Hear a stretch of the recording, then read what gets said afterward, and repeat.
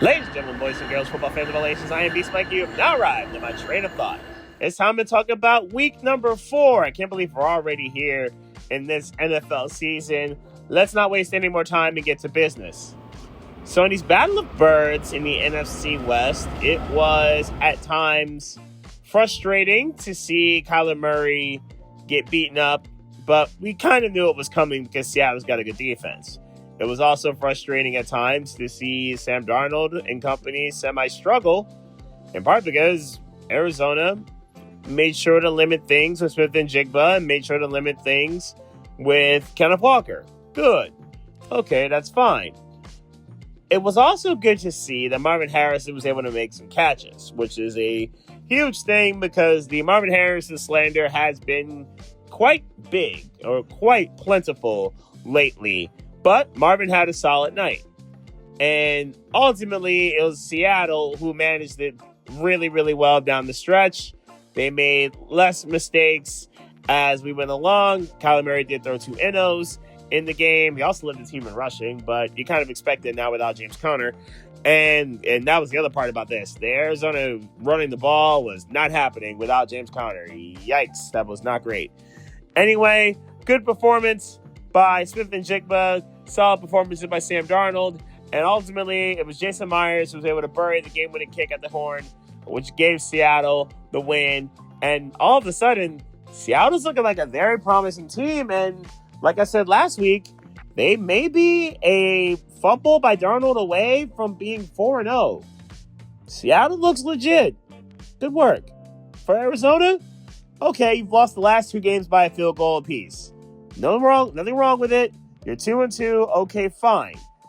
Got to get it together, though.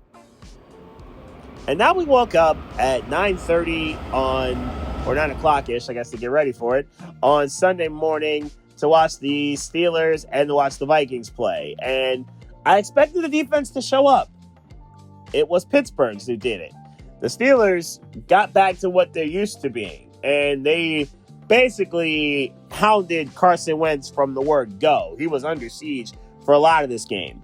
And I kind of expected Aaron Rodgers to be a little bit under siege after that first sack on the first play of the game, but we didn't really get that. In turn, it was the quick plays, and it was Pittsburgh getting the ball out quickly, and it was really good scheming by the Steelers, Arthur Smith and company.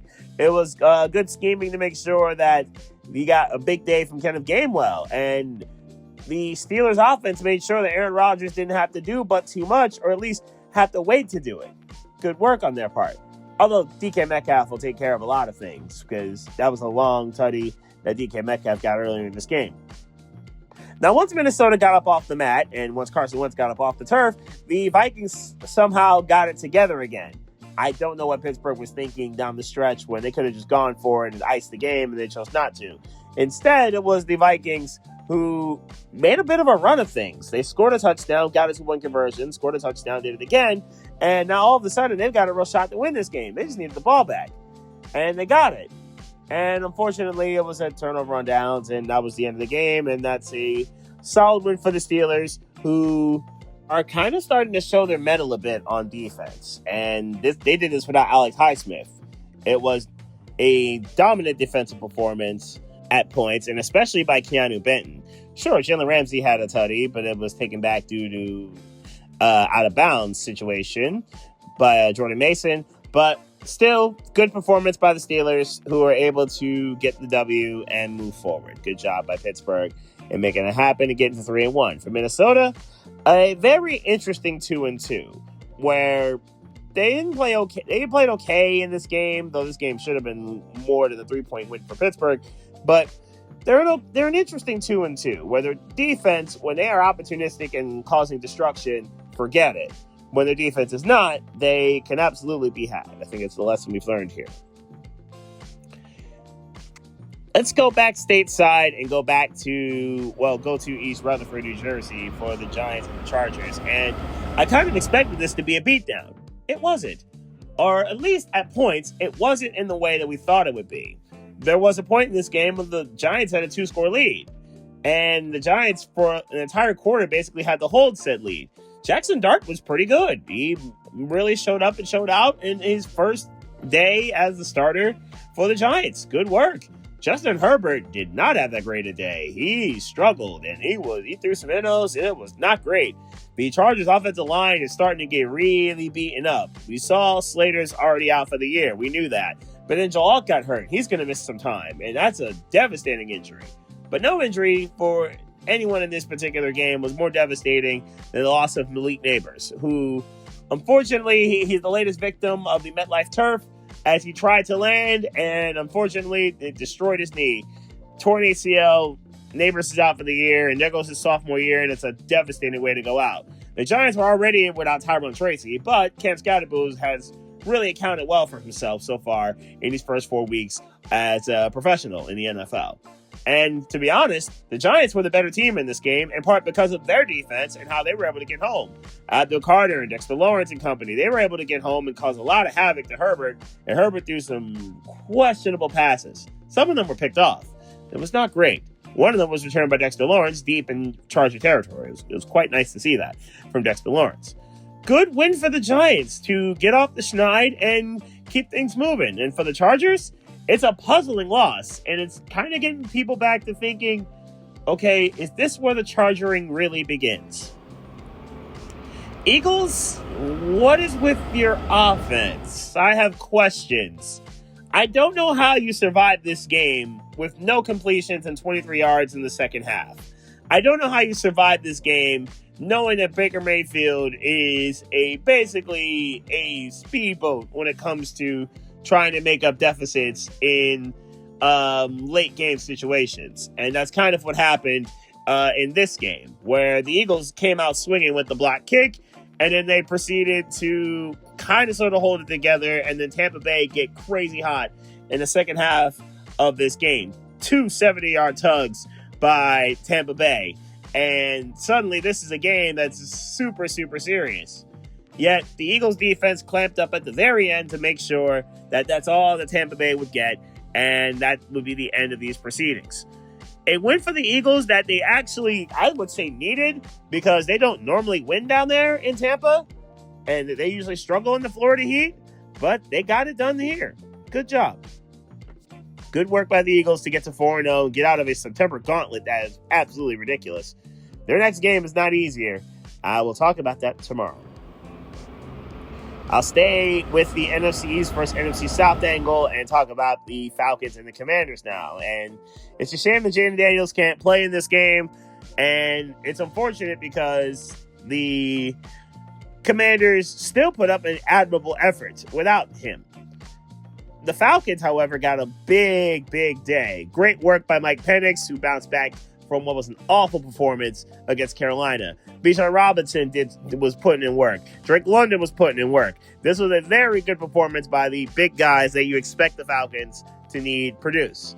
Marcus Mariota was not great, and neither was Rodriguez, for that matter, on the ground for Washington. Debo did score, though, which was nice, but it just felt like Atlanta had too many guys to take care of business, and once they got out to that 10-0 lead, Washington just could not match it and couldn't get anywhere close to coming back to it until the very end, when they made it a one-score game with 90 seconds to go. So, good win for Atlanta. Atlanta needed it horribly to get back on track after the beating they took in Charlotte, and now both teams are 2-2, and that's two entirely different meanings, I would say. In the case of the Commanders, they may be the only team that has a real shot to deal with the Eagles, and now they're 2 games back. Not great. For the Falcons, you're one game back, even though you do lose tiebreaker for the moment. You're not in a terrible spot, especially with Tampa Bay basically playing Russian roulette with a lot of their games. So that was the last non-beatdown of the 1 o'clock efforts, if you will. So I might need a little help from the kids on this one. Stop! He's already dead. Thank you very much. And we go to Houston now, and okay, I think we definitively know who the worst team in the AFC is. Tennessee, yikes. I see. This was not good. This was not good, super bad. I think Cam Ward said it very well, that he was not wrong in his assessments, because yikes, nothing went well for Tennessee in this game. The Texans put a beating on them and kept it going the entire way through. They did not stop. They were relentless. So was Daniel Hunter with 5 sacks. With 2 sacks, I should say. With 2 sacks. He only had 2. The Texans put a hurting on Tennessee. The one thing I am a little disappointed in are both these offensive lines actually holding it together. So I'm impressed by them. I'm more so disappointed in the defensive lines, who only allowed combined 4 sacks, 2 apiece. That's a little surprising. CJ Stroud had a very good game, though. That's not surprising. That should happen more often. Nico Collins was solid, because of course Nico Collins is. And for Tennessee, Cam Ward, yikes. Not good. Not good at all. Not good at all. It was nothing going on for the Titans. And I think we've now established a new team. Well, actually, I think we understood that Tennessee was going to be really bad, but I think we've established how bad Tennessee truly is, so that they are that far away from another team that was winless in their division. Houston, you needed to get off the schneid here. You finally did. I just don't know if it's going to do much more. Yep, Carolina's really, really bad. Understood. Got it. This was a bloodbath, and effectively the third in 4 weeks, because the Arizona game, though they lost by 5, let's be honest, was never that close. This was ugly. So, Bryce Young, yeah, the clock is ticking, my guy. And Andy Dalton even came in, and he threw as many touchdown passes as you did, and his completion percentage was higher. I get it, he only threw 6 passes. But the point is, yeah, it's kind of bad. It's getting dark kind of early for Bryce Young. The running game for Carolina, Chuba Hubbard, when you know he's the guy you're going to get the ball to, it's just not working. And granted, their offensive line is pretty bad. The thing I'm a little shocked by is that the Patriots only got 1 sack, and that's a little bit disappointing. Drake May, once again, like I've said before, as long as New England's not making mistakes, they're actually halfway decent. And when they're not making mistakes, they're generally fine. When they do make mistakes, see the Steelers game, see the Raiders game. It don't look good. It really don't. Anyway, what did look good was Stephon Diggs actually looking pretty impressive against the Panthers. That's good work. Say that a few times fast. Drake May was incredibly efficient. Also, very good work there. New England held it together and then basically tenderized and pulverized the Panthers with relative ease. This game was never close once we got past the second quarter. This was a bloodbath, and I think that's maybe indicative of what's going to happen to the Panthers going forward, because it seems like a lot of their games are becoming bloodbaths. And even the game they won was a bloodbath. That's kind of wild, but somehow true. This was not as big of a bludgeoning as I thought it would be, though I think we still got the desired effect that Buffalo will win by 2 scores. Buffalo really did their part in taking control of the game in the second quarter. And despite New Orleans' best efforts, and let's be honest, New Orleans actually did fight for points in this game, I never really got the sense that Buffalo was going to lose it.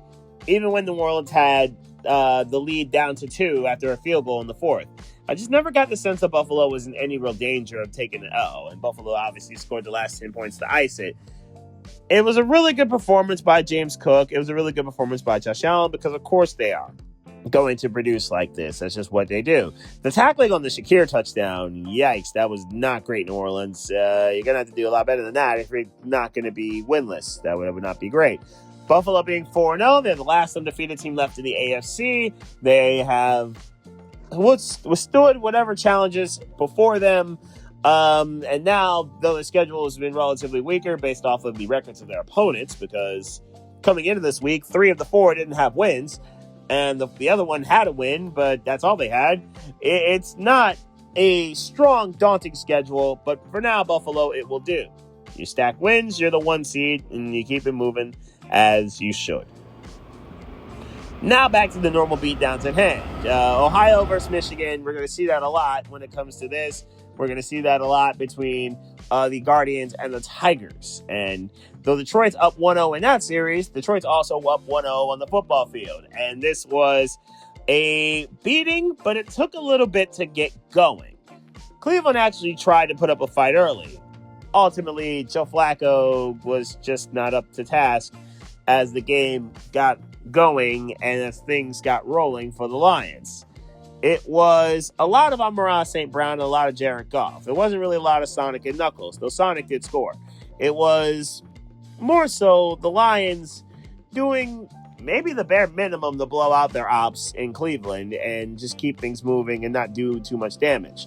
I do wonder why you're running a QB sneak with Flacco when Judkins has been very productive and impressive thus far in his 2 games that he's played. I don't get why that's the play you chose. Not great. Aiden Hutchinson getting home. Now, that's a good look. That's something I would expect to see from the Michigan man. He knows what he's doing when it comes to getting home, getting to the quarterback. The Lions are getting way better at getting home and causing more havoc and causing more damage. 2 more NOs thrown by Flacco.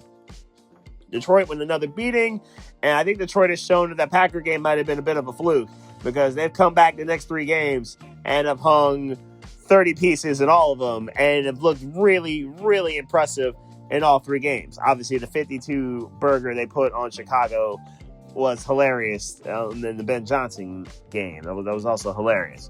So Detroit 3-1 and looking like a real impressive 3-1. To be honest, there was only one 4 o'clock beatdown, and it was the one I think we all saw coming the least between Kansas City and Baltimore. The Ravens defense is really bad, y'all. It is just awful. And I get it. Matabuke, who's now out for the season, that's a devastating loss in the middle of that defense. He's the anchor to that run defense, and we've seen the results without him. It's not pretty. It's just not. Marlon Humphrey's now hurt. Roquan Smith is now hurt. Kyle Hamilton's now hurt. The defense is dropping like flies. All the best players on it are not healthy.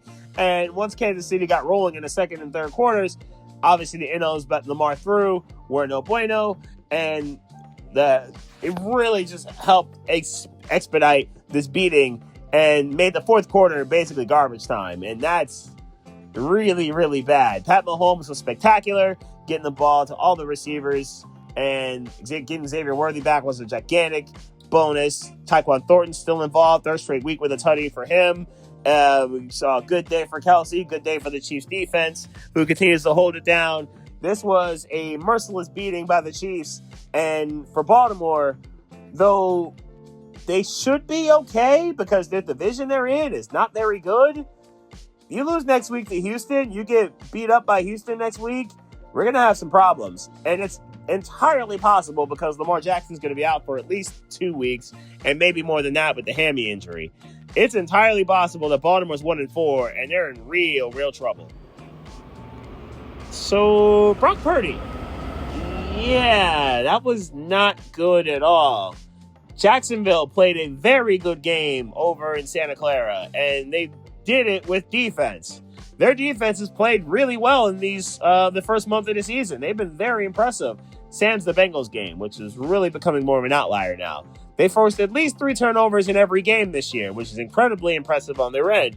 And they did so in this case, by really wreaking havoc against Purdy. They did a great job of taking the ball away from Purdy, whether it be fumbles, whether it be NOs. They were tremendous in this regard. Travis Etienne had another long run, and Jacksonville played probably their best game of the year, all things considered, from the defensive side to the offense. They just played a very impressive game here. We get down to the end of it, and despite the Niners trying to make this close and get into a 1-score game, and then finally getting the ball back, getting to midfield, a former Niner is the one that did them in. Eric Armstead with the big strip sack and the fumble recovery by Jacksonville to ice this whole thing. And Brock Purdy's 4th turnover of the day would be the killing blow, as this was he threw for 300 yards, but it's not great. Trevor Lawrence has not looked good at all either, but at the very least, he's not turning over the football, which is obviously very vital in the NFL. So, Jacksonville, good road win. Niners, very concerning loss considering Purdy just got back from injury and now may go back on the shelf in favor of Mac Jones, who really did keep them afloat in the 2 weeks that Purdy did not play. Good road win, Jacksonville. You're 3-1, and you got tiebreaker on Houston. Not that you may need it, but the Colts are pretty good, and you're going to see them twice, obviously.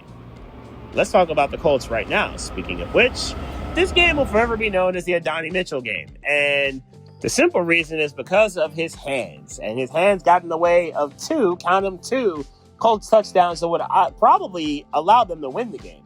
The first one were his own doing, where he had the ball after a great catch and a great spin move, and he went down the sidelines. Everything is cool until he fumbles it at the 1, because for some reason he thought switching hands was a good idea. That was turning into a touchback, and the Rams are saved 7 points.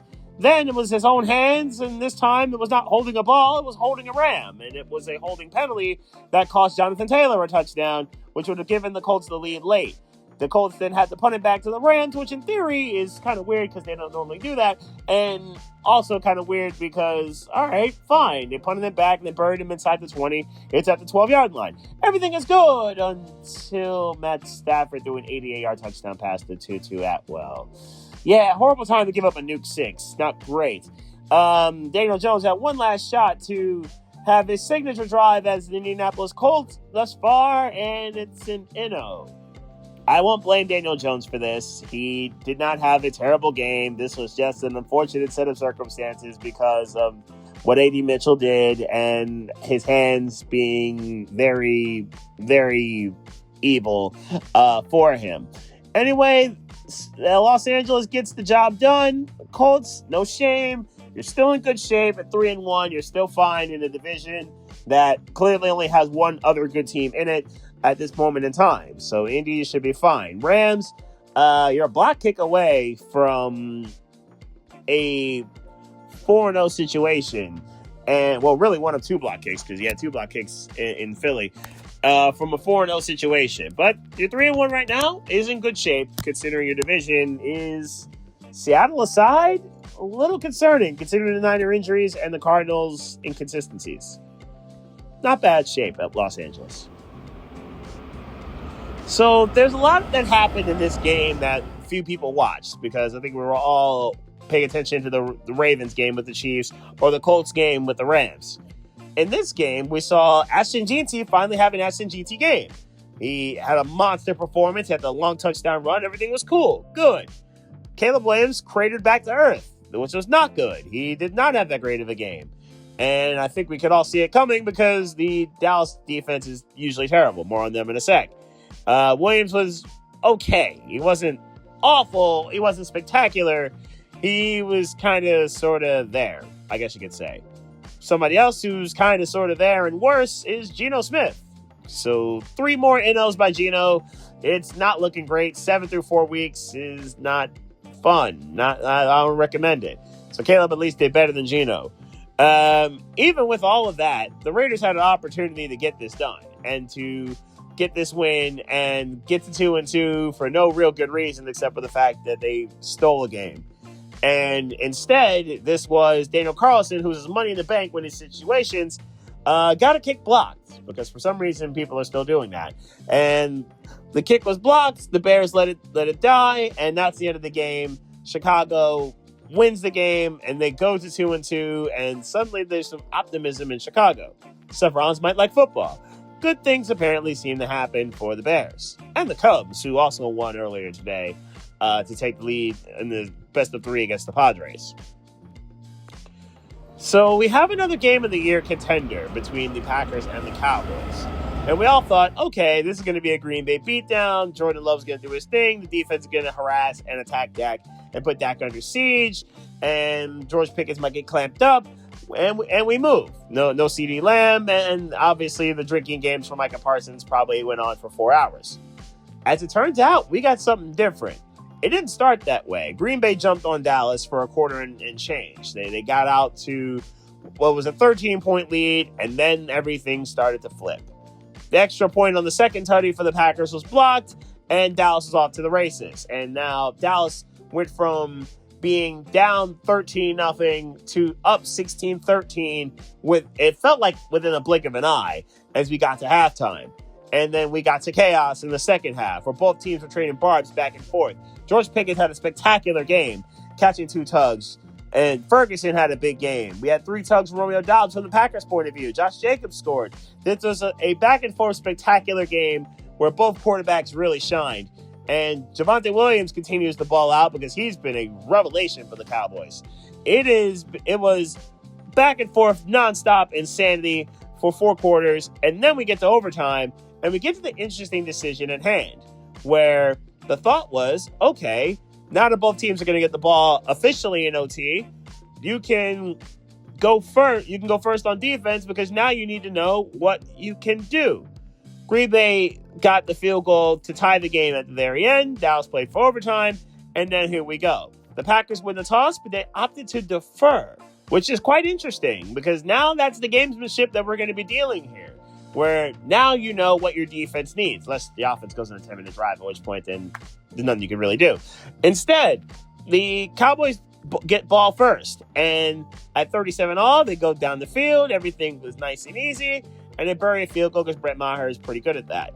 So then Green Bay decides to be incredibly weird, and they go down the field. Everything is cool. It looks like the Packers are about to win this game and close this out and slam the door on the Cowboys. And instead, for some reason, the game clock management by Matt LaFleur and the Packer offense, Jordan Love as well, you don't escape from this. This was ugly.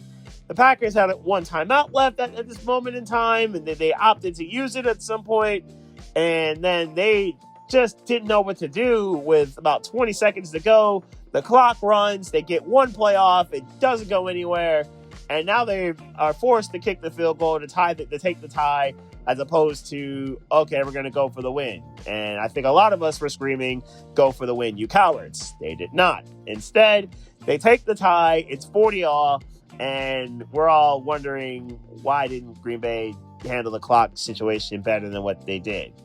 This feels like a moral win for the Cowboys. I know most Cowboys fans won't accept it, but it feels like a moral win for Dallas, and it feels like a moral loss for the Packers because now they can get clowned by Bears fans because the Bears absolutely rolled them the previous week. And for Dallas, this was the probably best case scenario that you could have when you had the ball first in overtime. Best case scenario considering what the Packers were doing and getting down the field. To the Monday night games, and this first one was actually pretty straightforward. The Jets made a bunch of mistakes. Miami punished them for it, and it was quite simple and quite efficient.